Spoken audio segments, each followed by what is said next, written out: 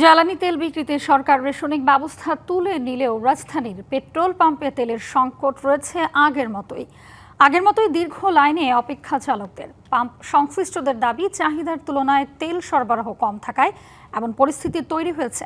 চালকদের অভিযোগ, পাম্প মালিক আর ডিপোর কারসাজিতে এমন নৈরাজ্য সৃষ্টি হয়েছে।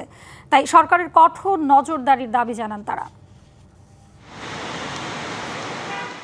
মধ্যপ্রাচ্য যুদ্ধের কারণে বিশ্বব্যাপী জ্বালানি সংকট এর যথেষ্ট প্রভাব পড়েছে বাংলাদেশে।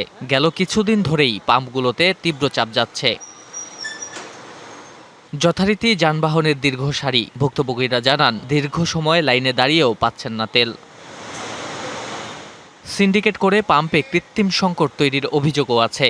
দেশে পর্যাপ্ত তেল আছে, কিন্তু এই পাম্পওয়ালারা এখনো 10 টাকা করে তেল দিতেছে। আমি বললাম ফুল ট্যাঙ্কি দিতে, এরা দিবে না। এটা তো ভোগান্তি তো অবশ্যই আছে। এখন আপনার এই যে কালকে বন্ধ, সবাই ঢাকার বাইরে যাবে, গ্রামে যাবে ছুটিতে, কিন্তু 10 লিটার তেল দিয়ে তো আর গ্রামে যাওয়া সম্পূর্ণভাবে যাওয়া যাবে না।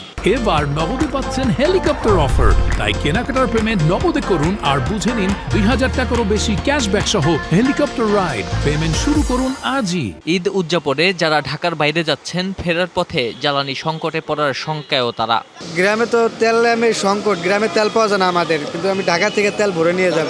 গভর্নমেন্ট বলছিল যে আজকের পর থেকে যা যা চাহিদা অনুযায়ী তেল দিবে, এখনো দেয়নি। এরকম অভিযোগ, ডিপো থেকে পাম্পে চাহিদা অনুযায়ী তেল সরবরাহ করা হচ্ছে না।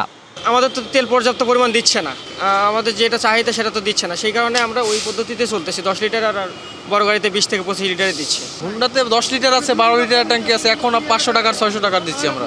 জ্বালানি তেলের সরবরাহ ও বিপণনে শৃঙ্খলা ফেরাতে প্রশাসনের আরও কঠোর নজরদারি চান ভুক্তভোগীরা। নাজমুল হুদা, ডিবিসি নিউজ, ঢাকা।